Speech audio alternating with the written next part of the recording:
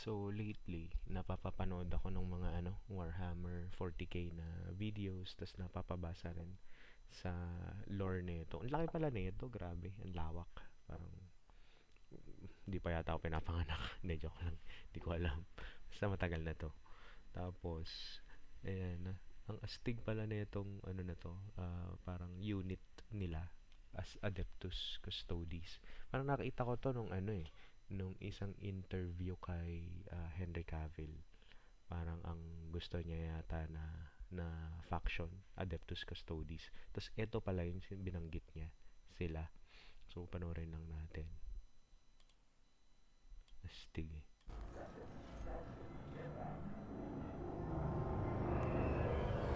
Ang astig lang no armor.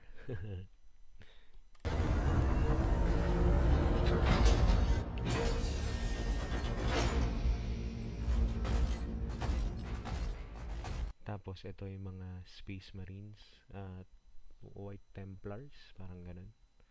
So, tingnan natin.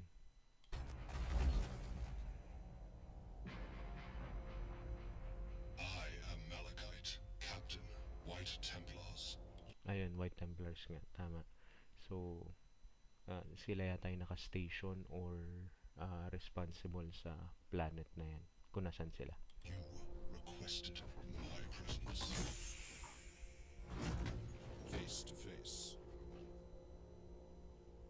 To be clear, it was not a request. Astig yun, to be clear.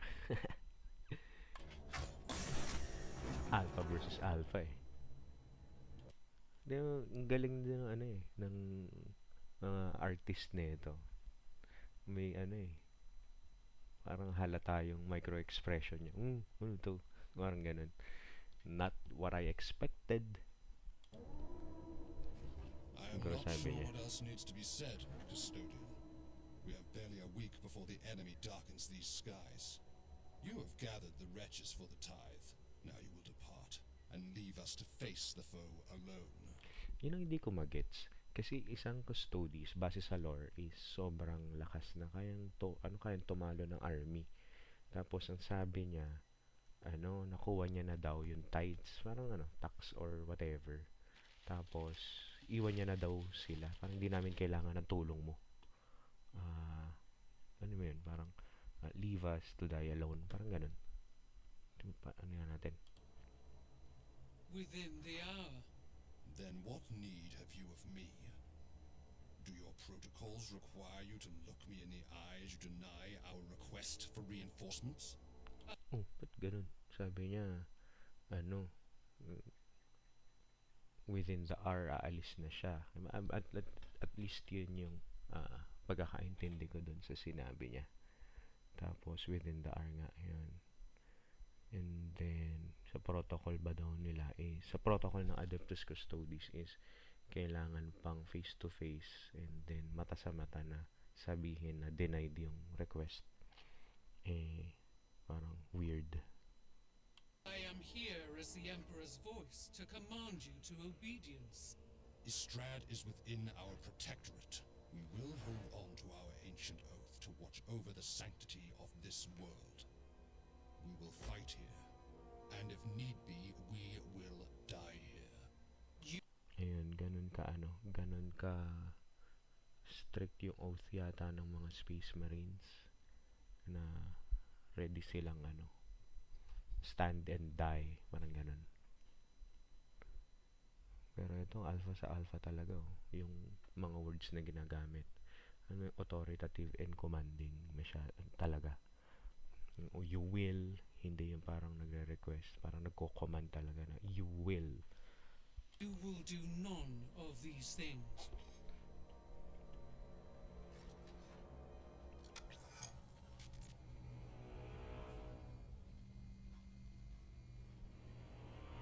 It is the will of the Emperor that we execute a firebreak around Segmentum Solum. A ring of lifeless worlds, forcing the High Fleets to seek biomass elsewhere. No. You will withdraw your chapter's forces from the surface of Istrad. You will break your oath to this planet and its people. Ayun kanina, Sabi niya, you will leave and break your oath.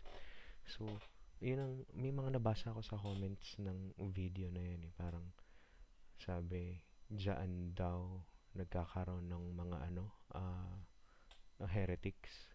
Diyan, parang, diyan nabubuo yung parang animosity ng mga space marines sa kung sino man yung space command, yung commander nila. So, in this case, sa Custodes and sa Emperor. So, ba't ganun? Eh, si Emperor nga yung parang pinaka-leader eh. Tsaka doon sila loyal. Pero, parang loyalty versus oath. Parang ayaw nila.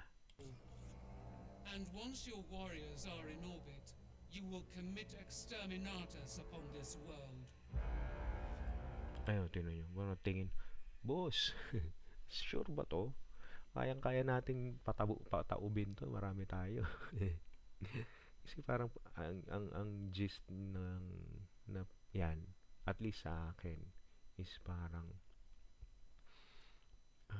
ang oath ng chapter nila or ng faction nila is protektahan yung world na yan at magstay dyan hanggang mamatay.